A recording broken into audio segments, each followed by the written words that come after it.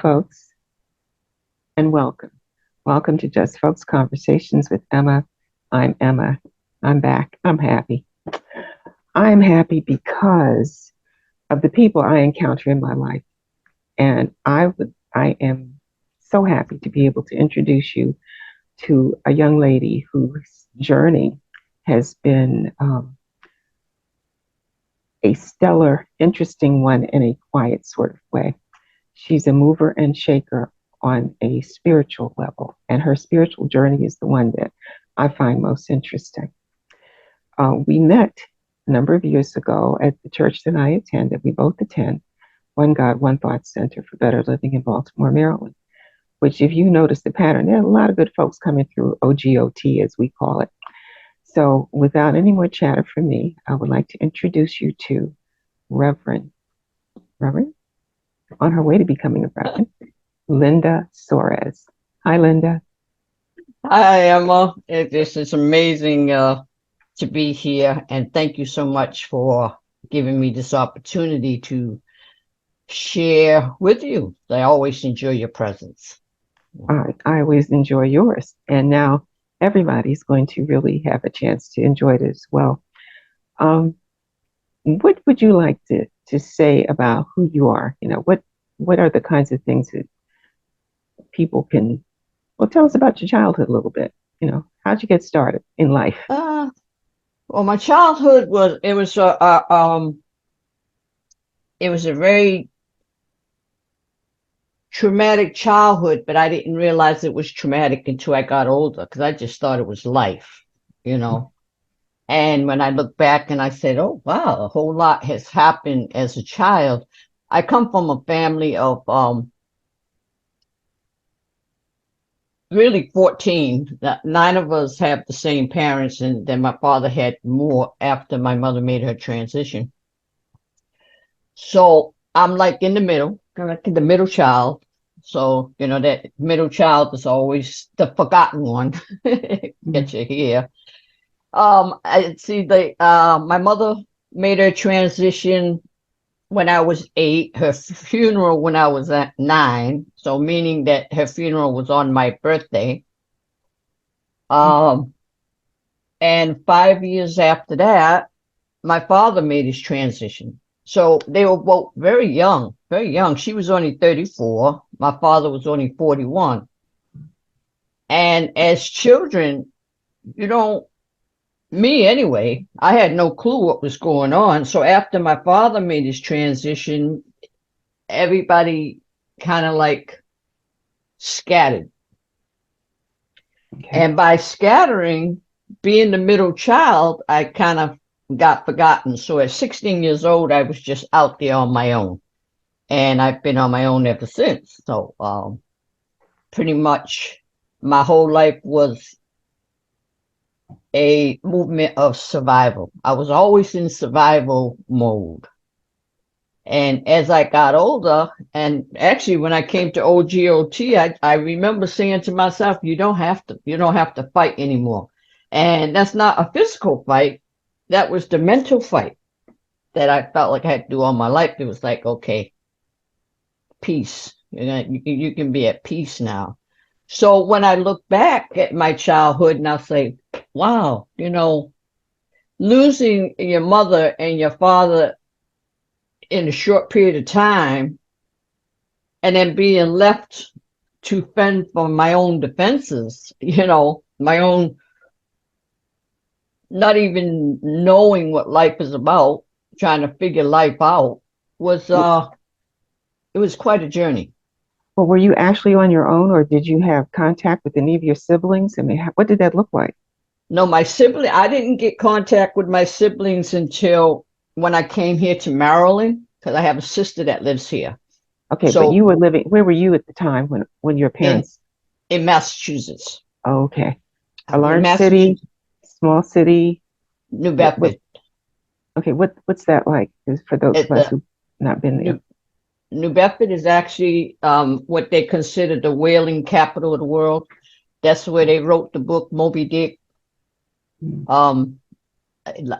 have actually they have a Whaling City Museum. They built the museum around one of the whaling ships. So that's the city that lights the world. So all the oil that they used to use in the lamps throughout the world came from my city. So it's pretty. It's a small city, but it's very. We were on the map for that, for the whales and the whaling oils, fishing industry. So I'm sorry, what was your question? So I'm just really trying to figure out could you survive if your parents were deceased, they made their transition, your older siblings were taking care of themselves. Where did you go? How did you stay in school? I mean, were any teachers, No. any? I see. No, I dropped out of school. I dropped out of school because I had to live. I dropped out of school. I got a job. I got an apartment. I was working at 16. People actually hired me. And my first job was I was in the woods cutting down, they clear what they called the fire trails in the woods, cutting down the trees and the brush and whatever. That was my first job. And then I got a job tending bar, and I did that for a good 10 years. Now, wait a minute. You were under the age of 21, Yes. clearly, and Yes. no one who hired you asked to see identification. They No. didn't No, because know. they knew me. They knew me. They knew my parents. So Okay, they hired me. they were Uh, helping you. yes, I would put it that way. They gave me the job, knowing that at the time, I think the legal age at the time was 18. It wasn't 21. They had lowered it to 18. Okay. So they were, even though I was 16, and when I look back, when Social Security used to send those uh, um, notifications telling you how many quarters you have, and it like starts where you start working. And I look back at it and I said, you know what? I was too young to work, but I was paying Social Security. Oh my goodness. I And was no social agency, no social worker, no one intervened. Nobody from the school came to look for you to see what happened. nope, nope. Very strange, isn't it? Very strange. Yes. That's why I said I looked at it as I fell through the cracks. But was that really the case? When you look back now, was that really did I fall through the cracks, or were they carrying me all along the whole? Because my father knew a lot of people in the law enforcement, like police officers, the police commissioner, and my mother knew a lot of social workers, veterans, because she worked with the veterans' wives and things like that. So I believe that they knew. I just didn't know that they were just making sure that I was guided along the way. When I look back, that's what I see. Okay. How did you feel at that time?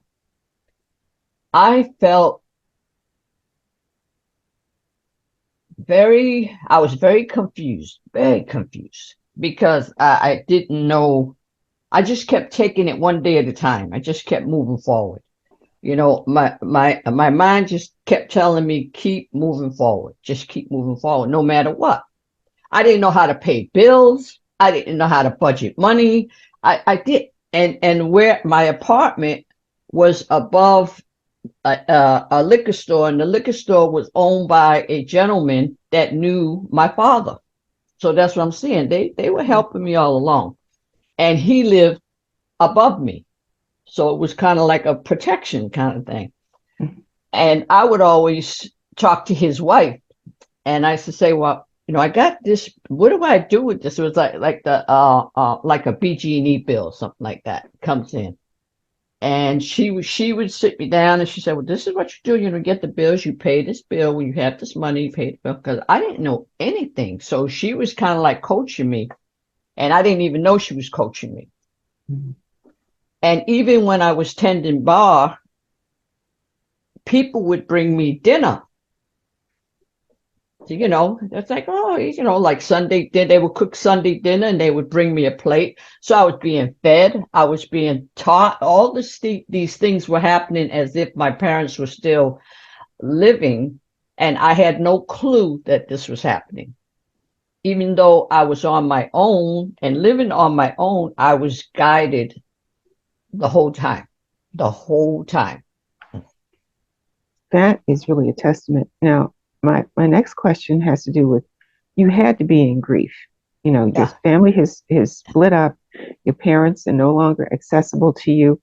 In terms of your spiritual understanding, people say that, the spirit never dies and that you can continue to be in communication uh, from the heart. How did you have that kind of awareness? How did you deal with your I didn't circumstances? I didn't know I didn't know anything about the spiritual realm or whatever back then. I just knew that my mother used to have on a table, my mother used to have this huge, it was a huge Bible, and I wish I had it today because it's probably an antique. And open in the Bible was, she always had it open to the book of Proverbs. I always remembered that, right? So when I was trying to figure life out, I would go to the cemetery, to my mother's grave, and talk to her. And I would fall asleep on that gravestone and wake up in the middle of the night and get up and, anybody else, that would freak them out. So I'm in the cemetery, and but I felt safe because I felt I was near her, and Mm-hmm. I felt like she was guiding me. There were times where I would be laying on her gravestone and it might be cloudy, and all of a sudden this little beam of light comes through the clouds. So I felt like she was talking to me. Mm-hmm. So I kind of felt like a sense of comfort. Yeah. Wow, that's very powerful because when you look back over an experience like that now, knowing what you know, you can confirm that you were being protected and Oh guided. yeah. Yeah. Yeah. And still am. And it's still going on. I'm still being guided and protected. But back then, what I would do is I read the every time I was confused at what to do in life, I read the book of Proverbs. And the book of Proverbs, it said, well, don't do this because this will happen. Don't do that. It was my guide.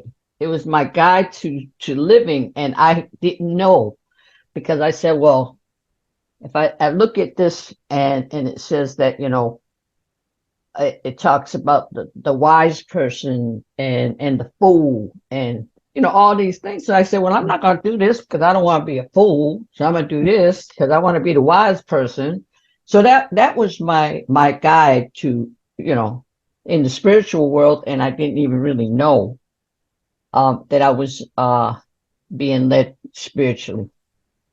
Yeah. See, now with the rest of your family members, did you completely lose contact with them?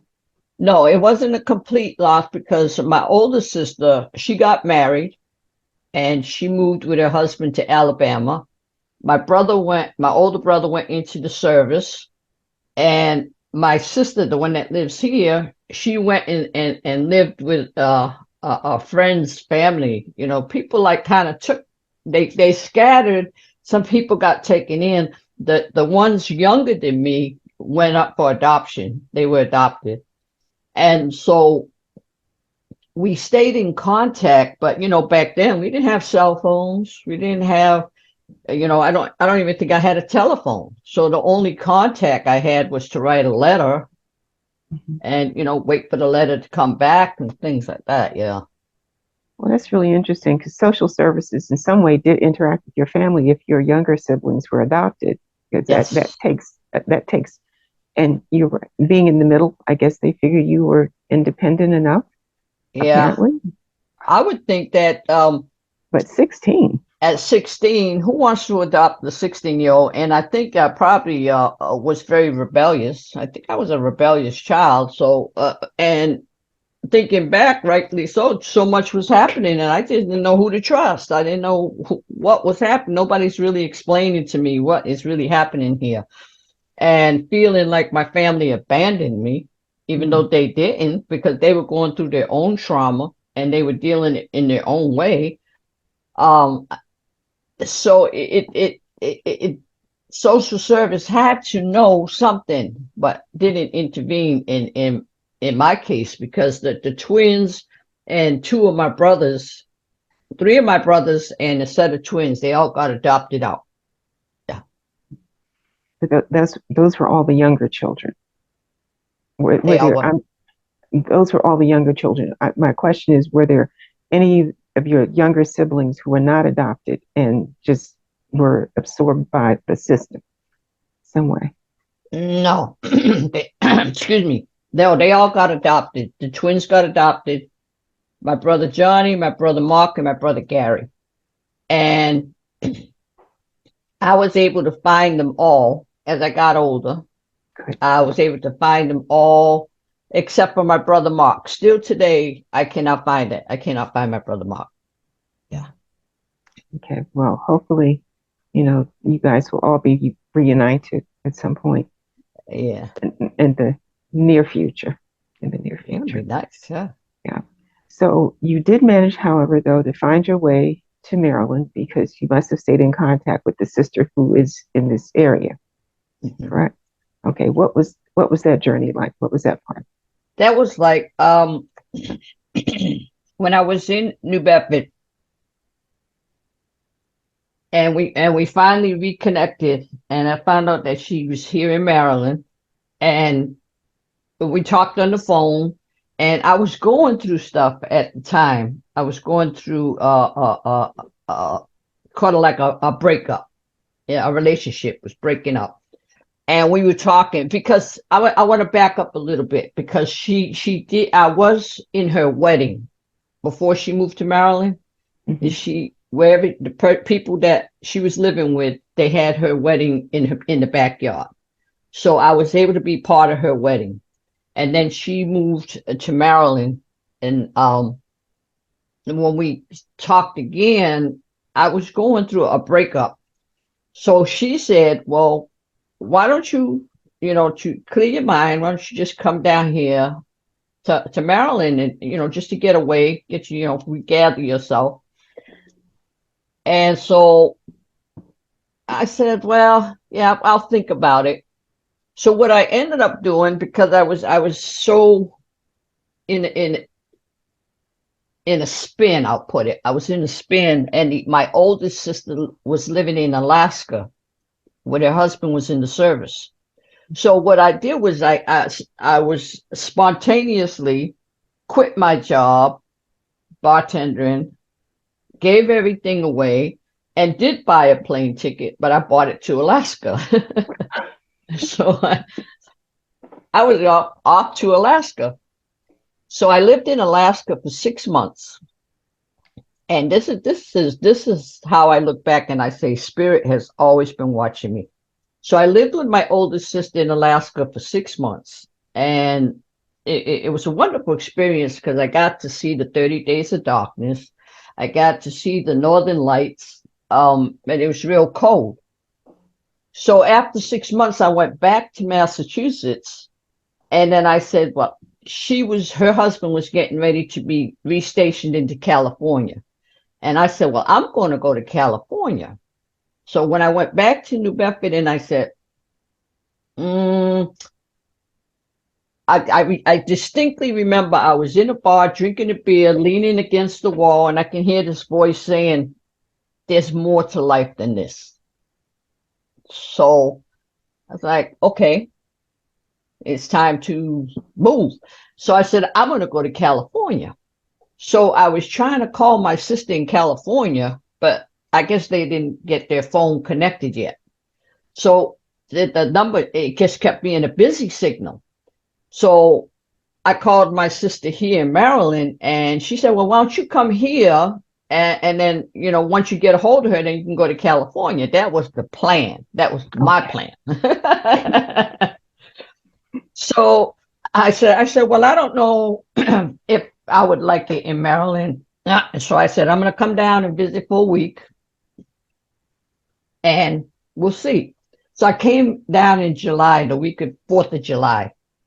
I went back home and quit the job that I had, gave everything away again, and moved to Maryland. I came to Maryland September 1st, 1987. And I've been here ever since. I never left, never went to California. You know, I just never left. Yeah, that was certainly part of a plan that's bigger than one you had in mind as you look back over that. Yeah. So you have skills, technical skills, computer skills. Yes. But you didn't go to school for that. No. So how I went did you? Well, I would say I did go to school, but it was a tech, what do you call it? Tech school. Tech institute. It's not tech.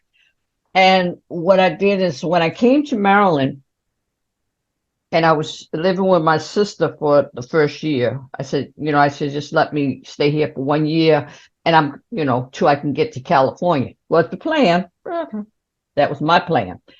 So while I was staying with them, my brother-in-law saw this commercial because he remembers that in school, I was always good with when they first came out with the word processor. I was very good at it because my thing was I was fascinated at the word processor, but my fascination wasn't the word processor. My fascination was what is going on in there that is causing this to happen there. Yes. And so that was so he remembered that, and he saw a commercial with a tech something in down in Baltimore City. They had a tech school, and it was computer programming. So he said, Linda, you might want to look into this and check this out. And I said, okay. So I checked it out, and they accepted me. Gave me I got a grant and everything. Gave grant. I got to go in, and I aced it. I mean, that thing was like, it was already there.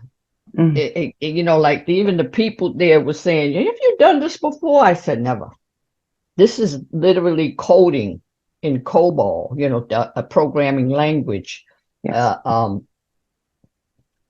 And I graduated from there. I did it for full time. So I did it in 6 months. I think it's supposed to be a year, but I did in 6 months, a year part time, but 6 months full time. So I did it full time.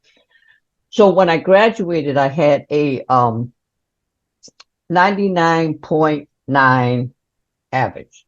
So I said, I kept asking where that other point was. I want to know where that other point. I still want to know where that other point went. Yeah.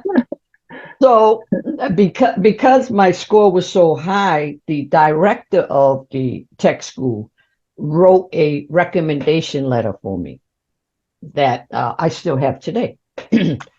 And the government was hiring at the time. So I put in, I'm going to back up. They came to the school, how the colleges and the job markets, they come to the school as people getting ready to graduate because they're looking for that younger generation. So they came to the school and they had the job fair, and the FBI wanted me and Social Security wanted me. So the FBI said, well, we have to give you an assessment test before we, see if we want you. And the assessment test had 200 questions, and you had to get at least 79 correct in order to be recommended.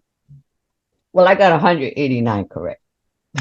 Wow. What kinds of questions were they asking? Were these academic questions or society? They were questions like kind of like the questions you get on the SAT tests, kind of like that. Okay. You have some math questions, you have some English questions, there was a little typing test, to see how fast you can type, all of that. So when I got that score, they wanted high. I mean, they didn't say anything. I got home and I got a letter in the mail saying that You have been hired. Your starting date would be the 18th of July. But the office was in DC. I would have to commute every morning. But I'm like, okay, so I'm going to do that. Social Security also sends me a letter saying, we would like you to come in for an interview. So I went in there. I went to Social Security and had the interview. And then I get a letter from them saying that you are hired and your starting date would be July 11th. So I'm like, I'm weighing it. So I'm like, okay, well, Social Security's right here. The FBI is in DC. That's a lot of commuting. I don't know DC. I have to take the train because I'm sure not going to drive. So I picked Social Security. Okay. And of course, the FBI was not happy, but I told them, I thanked them, and I said that I have chosen to go there. And even the person that I was talking to said, well, Social Security has got a diamond in the rough. Okay. And I didn't know what that meant till later on. Like, when she called me a diamond in the rough, in other words, she need a little buffing. So they saw something that I didn't even see. So, but I ended up with Social Security, and actually, that's actually where I retired from. I worked for 34 and a half years at Social Security.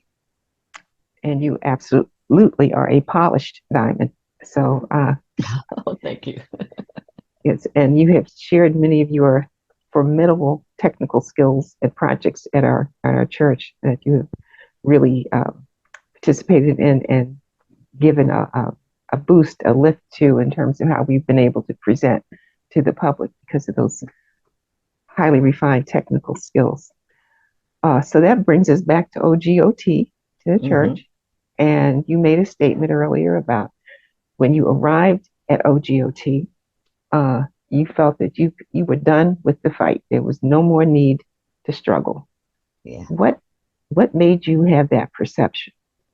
Because being at OGOT and learning this new thought and how it works, I found out that the struggle, I was creating my own struggle.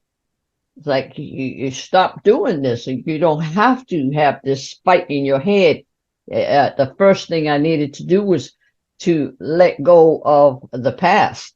I was holding on to it. I was holding on to that energy right throughout my whole life, which when you say holding on to that energy, what does that really mean? What, for someone who doesn't know you, holding on to that energy, what kind of energy? What does holding that look like? on to the thought and the feeling as if it was still happening today.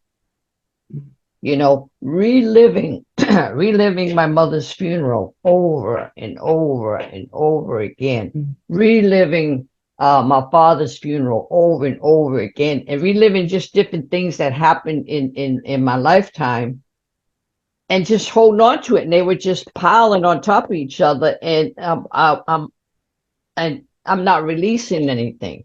So the weight of this made it feel like I was fighting, struggling, but the struggle was over. I just didn't know it. So coming to one God, one thought helped me to come to that realization. Yeah. And you have mentioned new thought. How would you explain new thought to people who have no idea what that means? Yeah. Well, new thought is learning a new way of thinking. It's kind of like what the Bible says about renew your mind. You're renewing your thinking. It's a term that we use to a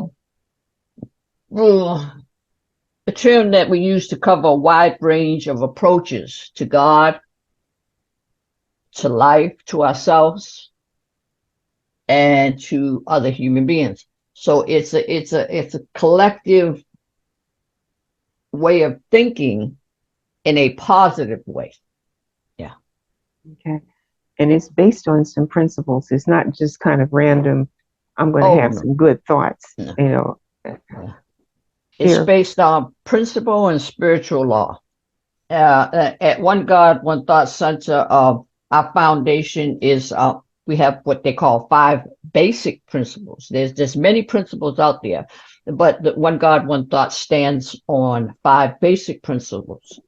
And those 5 basic principles are number one is the omnipresence of God, meaning that God is everywhere in everything and absolute good. And the second principle is the divinity of humankind, meaning that you have a spiritual being and you have a physical being that work together. And that's being what they call the image and likeness of God. So you are made in God's image. The spiritual and the physical is together making one. And the third principle is the value and power of thought. So meaning that what you think about, you bring about. So if you're thinking about it and you add feeling to it, you're gonna see it show up in your life one way or another, you know. And then we have practicing the presence, meaning the prayer, the meditation, and the silence. And that's your commune with God. This is where you on a daily practice you have daily prayer, daily daily meditation, and you're communing with your spirit, your God. God is within you. This is your God is in your center. So you're communing with it. I tap into this every morning to start my day because I need guidance, and I need to renewing your thinking and changing your way of thinking is not something you do and graduate and say, okay, I did it. It's just a lifelong thing. You're constantly doing it because you can't stop your mind from thinking. So, but you can stop your mind from thinking certain thoughts. That you can do. And the fifth spiritual principle we have is the law of demonstration. That means once all those other 4 are in place, the law of demonstration is like begets like. And that is the demonstration in your life, in your world, in your affairs. Because like begets like, meaning that it's going to produce after its own kind. So whatever thought you're having, it's going to produce after its own kind, and it's going to show up in your life, world, and affairs. And that's what you know. What is it that you're producing? What kind of fruit are you? Because if you plant a orange seed, it's not going to grow an apple tree, right? That's right. It's going to give you an orange tree, and it's going to give you several oranges on that tree. So it's going to keep producing. So do you want an orange tree or do you want an apple tree? It's kind of things like that. And those are practical principles that many people do recognize and practice.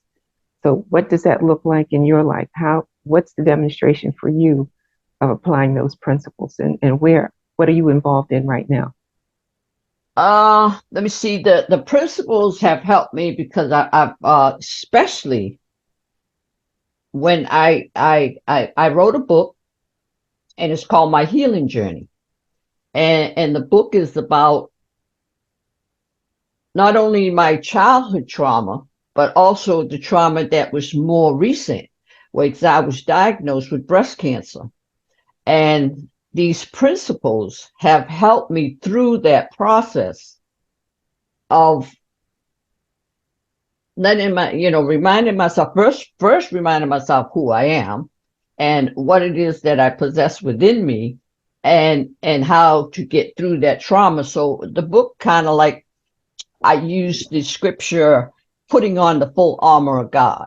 And my view of the full armor of God is those 5 basic principles. That's your armor. That's putting on that armor, to get you through. And it got me through. So I wrote a book with the process that I used so that I could help somebody else get through that may be going through something similar or And any type of trauma. yes, and I was privileged and blessed to witness part of your journey uh, because I didn't know at the time that you were dealing with breast cancer. And yet, your demeanor, your presentation was genuinely joyful. You know, getting a diagnosis of a disease, um, can set you back. You know, people get news and sometimes they just collapse under the weight of having someone pronounce them afflicted with something, and their mindset, um, just, they give up. Yeah. You know, later, much later in your process of having treatment, you were, I think, practically complete with your chemo Mhm. when I became aware that you were undergoing chemo. I'm just like, what? She's doing what? This joyous, happy, healthy looking, blossoming human being is undergoing chemo, and that's not to be taken lightly. That's not for the Yeah. faint-hearted. Yeah. Yeah. Yeah. So share. And it was extensive chemo at that. It wasn't. It was very. They went at it at full speed. It was extensive chemo. Yeah. Share one of your visits. I remember you talking about the nickname the medical staff had for you. Yeah, the medical staff there, as well as the oncologists. And it's funny because I had my oncologist was the director of oncology. So I had the top of the line. I'm like, okay. So the nickname they had for me was Sunshine. They called me Sunshine. Here comes Sunshine. And I said, why they call me Sunshine? They said, because you're always smiling. People come to get chemo. There you go. So I would, there's other people in the room, and I'd come in, I'd be like, good morning, hey, good morning, hi. Sit there, get my chemo, and then, I would leave. So they called me Sunshine. Yeah.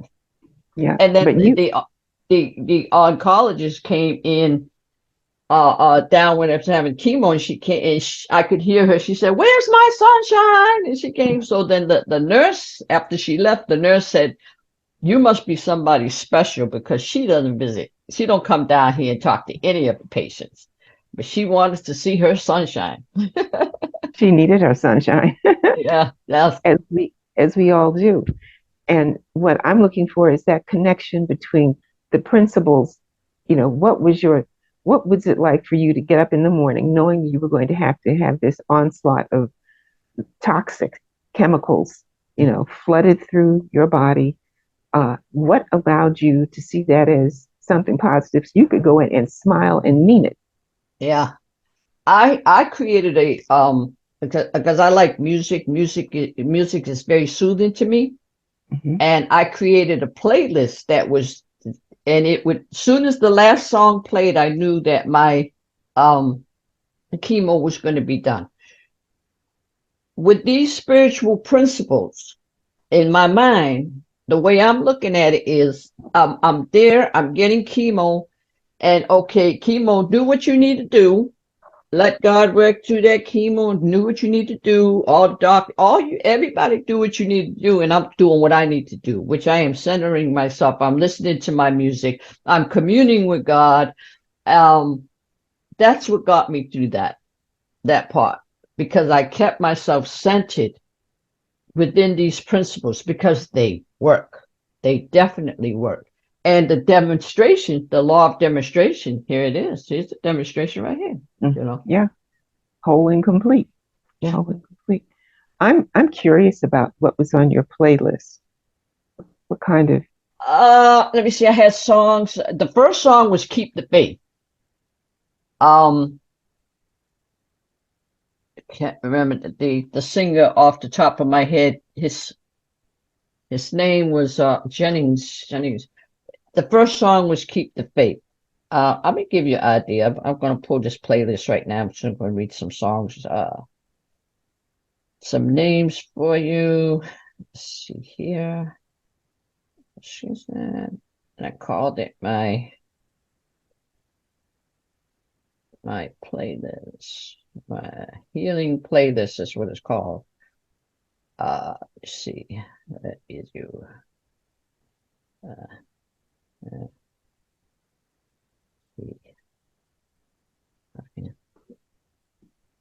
I have so many And while playlists. you're checking, how often did you go to chemo?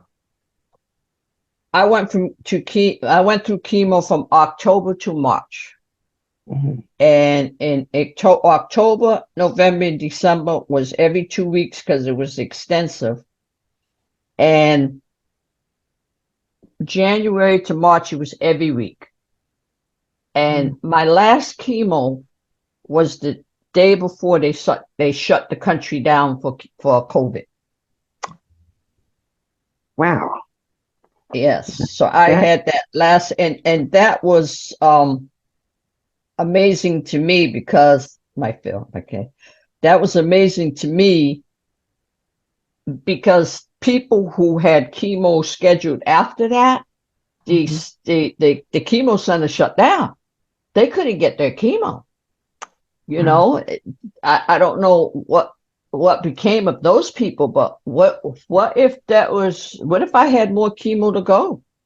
Mhm, What would happen? You know, and after the chemo, I had in April, I had the lumpectomy, and that was done.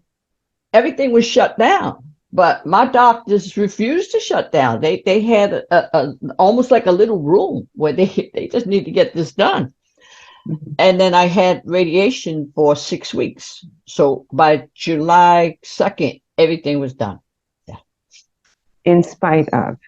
In spite of, while everything was shut down. This is 2020. This is in the middle of COVID. Right. And that's when nobody knew anything about what COVID really was and the fear. I don't know if Right. people really remember how how dark those days felt because we just didn't know how it was Yeah. really transmitted. Was Yeah. it in the air? Was it on the Yeah. surface of things? Yeah. The folks who delivered our groceries because you couldn't Right. go out and shop, the Yeah.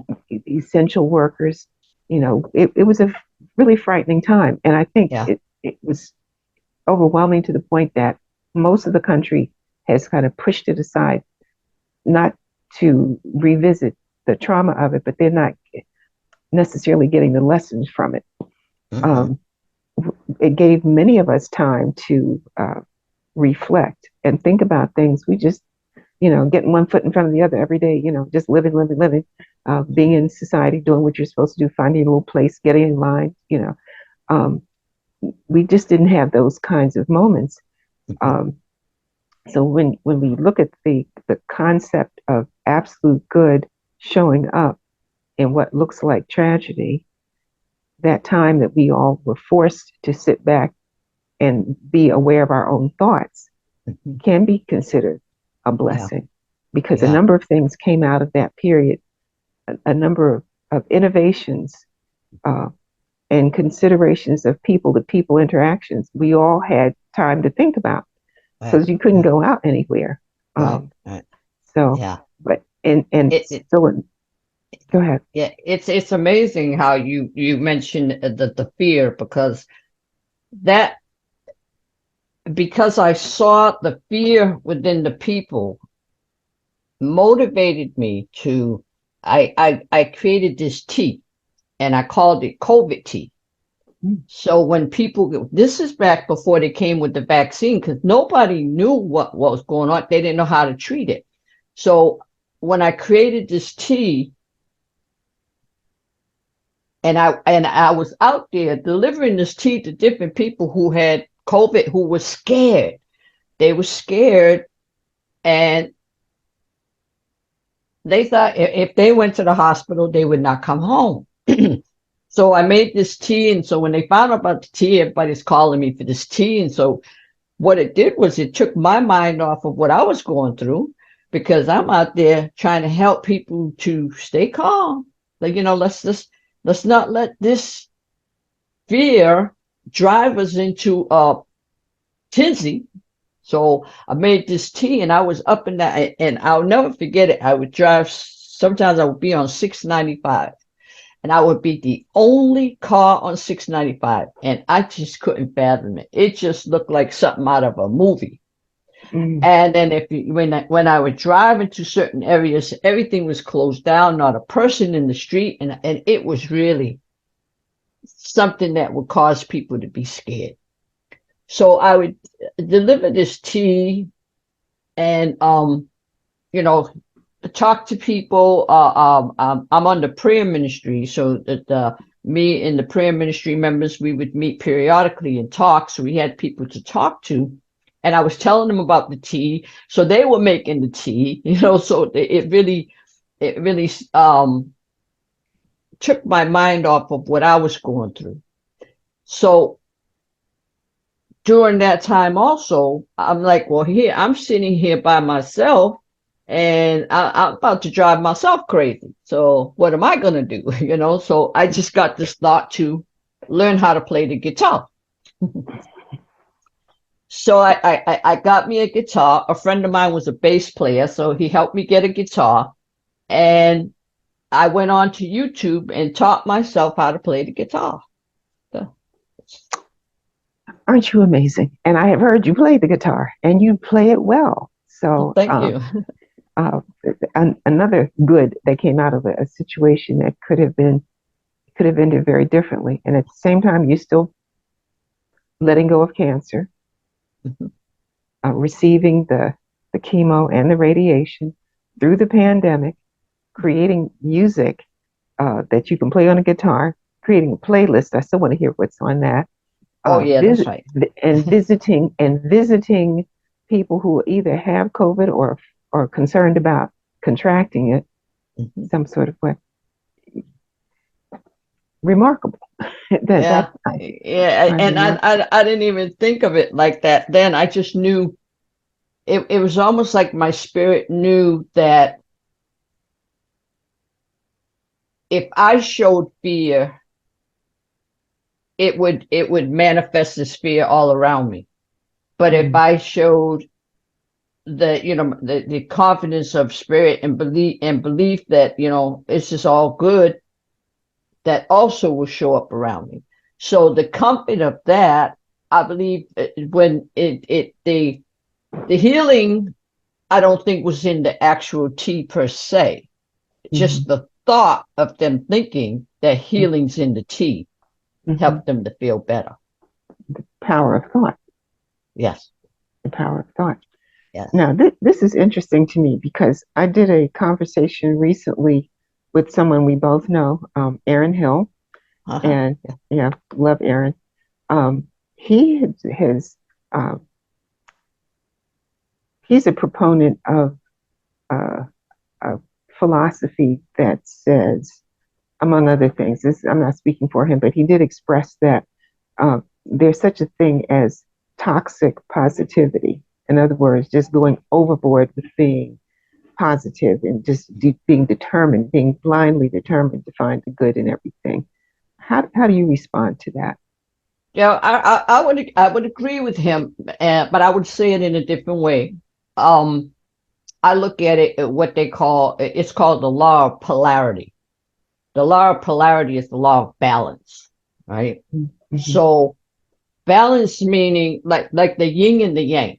You got the yin and the yang. One is all black with a white dot, and one is all white with a black dot.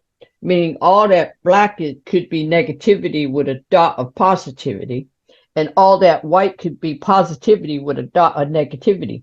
So even in the yin and the yang, it's not all positive and it's not all negative. So it's balance. So he's absolutely right. Too much of anything can be toxic. Mm-hmm. And who's to say it's good or it's bad? Because what's good for you might be bad for me. It's our way of thinking. Aaron Mm-hmm. says it like a toxic positivity. Mm-hmm. That means too much of anything. You have to take the good with the bad. You have to take the positive with the negative. You have to have that balance. When you have a pole and you hold the pole in the middle, that pole can dip this way or can dip that way. But when it's dipping that way, what's happening to the other end? The other end is going up. So do you stay like this and not do anything, or do you allow? The world doesn't even do that. The world is on an axle that moves. You know, it's called the law of polarity, balance. Okay. So in other words, it really is not conflicting. Well, part of the same argument, or Yeah. not argument, same philosophy, but to varying degrees. Because you can encounter situations where people are saying everything is good in the midst of tragedy, but something good can come from it. But you do have to recognize realistically what the situation is bringing forth, and then by recognizing that, it allows you to move forward. You can't live in you could, but an imaginary world. Being able to recognize what the realities are that you're facing allows you to gather your resources and to move forward. So yeah. And that's kind of like what New Thought does. New Thought takes you out of that victimhood and brings you into taking responsibility for what's going on in your life. You know, because when things happen, I believe that things happen for a reason, and you may not know that reason right then and there. And so,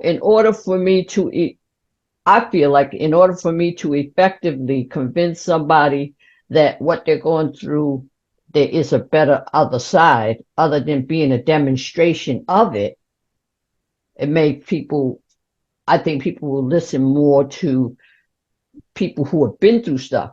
If people say it's all good and it's always been good, I don't believe that. I don't believe that anybody's life is, unless you can walk on water, I just don't see it being all good, because you go through things in life to balance things out. Yeah. And also to give you clarity, because if you don't have a basis for a comparison, well, likenesses and differences, if everything is the same, how do you make a discernment? Exactly. So, exactly. There's a purpose to everything. Yeah. And maybe that can be interpreted as, quote, good. But, and in that sense, you can, because it allows for growth. But you still have to recognize, what it is you're experiencing, and be able to take some control over that, to use the power of your thought. Yes. Yeah. Yes. That's where they come in. Or once you understand how they operate, that's where you bring them in. Like something happens, it's like, okay, what does this mean? Rather than saying, why is this happening to me? I said, okay, well, what does this mean? What's trying to come forth for you to learn, for you to experience, so you can help someone else? It's just amazing. It's amazing how that operates. Yeah. And that's part of your journey, to share and guide and direct. But did you find your playlist? Yes, I did. Okay. So the first song was "Keep the Faith" by Charles Jennings. The second song is "The Battle Is Not Yours" by Yolanda Adams. And then it's "I Almost Let Go" by Kurt Carr. And "I Am the God That Healeth Thee." Then the next one is "Ready to Listen," Ricky Baez. "You Are My Strength," Miranda Curtis. "In My Name," Ruth LaOntra. "I Don't Want to Leave," William McDowell. "Deliver Me," Donald Lawrence. "Withholding Nothing," William McDowell. "Trusting You," Anthony Brown. "Pulling Me Through," Mark Kistro, I think I'm saying it right. God Is by James Cleveland, For Every Mountain, Kurt Carr. And that is, and when it got down to All in His Plan by Leandra Johnson, and the final song would be Thank You for It All by Marvin Sapp. And when that song played, I knew that chemo was, and then as soon as that song would play at the end, because when chemo was done, it would beep. As soon as that song would finish, it go like beep, beep, beep, beep, beep. I say, yep, time to go home. That's it. Oh my goodness. Yeah, so the whole time that I'm getting the chemo, I'm in a whole nother world with the music. I'm getting this confirmation that everything is good. This is all in God's plan. For every mountain you brought me over. Mm, All those things, and then to end it with thank you for it all. So mm, the all means everything that has yes. happened in my life. Thank you for it all. The good, the bad, the ugly. Thank you for it all, because all of that brought me where I am right now. And you are saying that right now, and we're experiencing all that you are right now because you said yes to your journey and that you are willing to share it.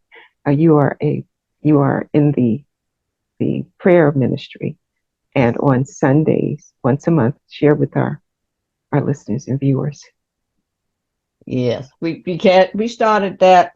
It was healing. We called it Healing Sunday because when the prayer during the pandemic, the prayer ministry was still meeting on the phone, and I just had this feeling like as I was talking to people were scared, they were lost, they didn't know where to go. The churches were closed, you couldn't go, there was no fellowship and nothing. So I told Reverend Judith Hochmar, who was the prayer ministry leader at the time, and I said, Reverend Judith, I said, can we get Zoom and see what this Zoom is and have the initial thing was to have a healing Sunday, a place where they can go to talk about what they're going through so they can have some type of healing. And it really blew up. It blew up because people really were looking forward to 6 o'clock Sunday evenings to come and do the healing Sunday. So we did that for a good almost 3 years. And Reverend Judith stepped down, and so now I am the prayer ministry leader. And I said, okay, so we've gone through that journey, that healing Sunday, and now it's time to take our power back. So I call it Power Sunday. So we have Yes, it every first Sunday at 6 o'clock on Zoom. wonderful. And I'm going to make sure we Six have thirty. I'm sorry. Yes. I'll put the link in the description so that viewers can also tune in on Yes. Sunday, that first Sunday each month, to take an hour power back. Yes. And and I've participated. It's a very instructive healing journey. It's a wonderful time for fellowship. It's a friendly, safe place to be. Yes. It's informative. You learn, we share. It's a delight. And with your permission, I also would like to publish that list of songs that you used while you were in chemo. Yeah. I can I think, definitely. I think it's. I think I could share it out to you. I mean, that's okay, I'll put it in the description. Um, is there any particular point you'd like to make to our viewers, to our family, our folks who are watching? keep the faith.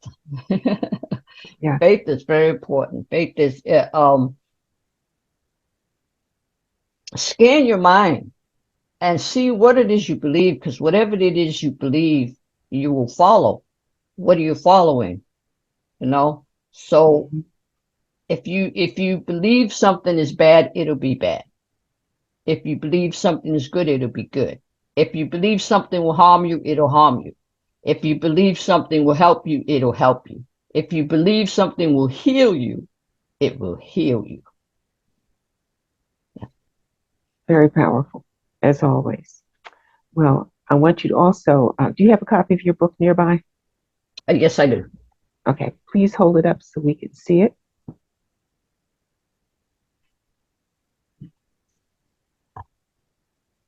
Okay, raise it just a little bit high. There you go. Triangle of Armor, my healing journey. And that is a beautifully written, instructive book that I'm encouraging everyone to get 2 copies of, one for yourself and one to share. And there'll be a link to get it through Amazon. There'll be a link in the description uh, so that you too can deal with the challenges on your own personal journey. Mm-hmm. Well, Linda, I just want to thank you for a wonderful, wonderful conversation. I hope you've enjoyed this as much as I have. Oh yes, yeah. You brought me to a space where sometimes you forget about things, and then when you have conversation, it comes back to the forefront, Mm-hmm. and it kind of makes you realize how far, me anyway, how far I've come.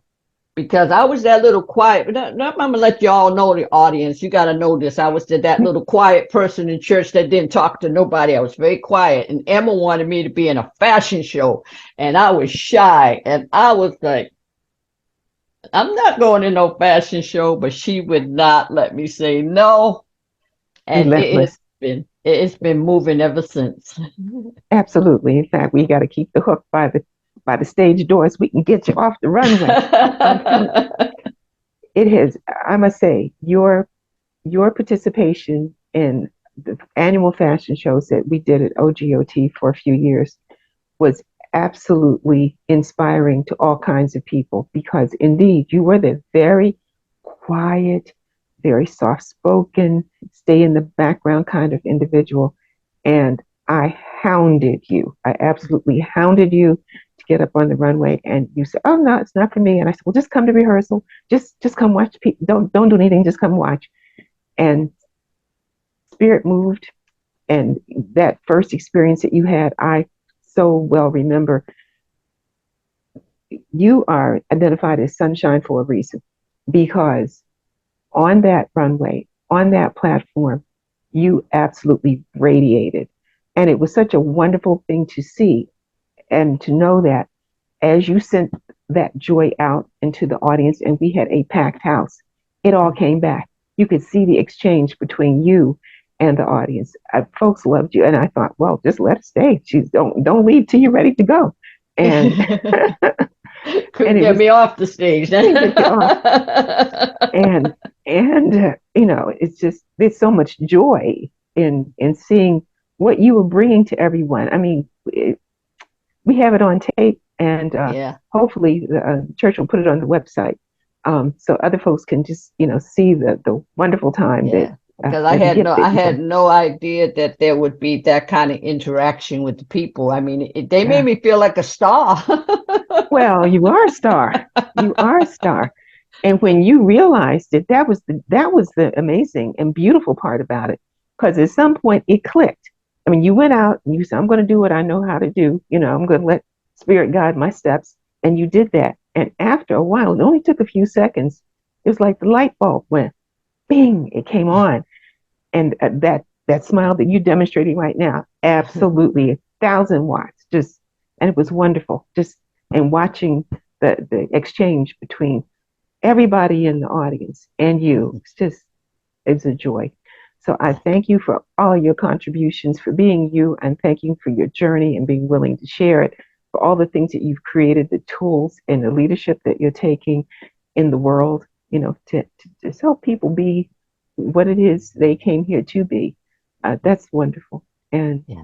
that's where your power is. And thank you for Um, sharing it. I thank you for having me and allowing me to share my story and get it out there and let people know that fear not. Don't fear. Don't Fear fear. is just don't be afraid. And Take my control. journey is just beginning, really. No question. And I can't wait to see what you do next. So thank you again, Linda. I'll Thank see you you, Emma. soon. All See you righty. soon. Bye Bye bye. bye.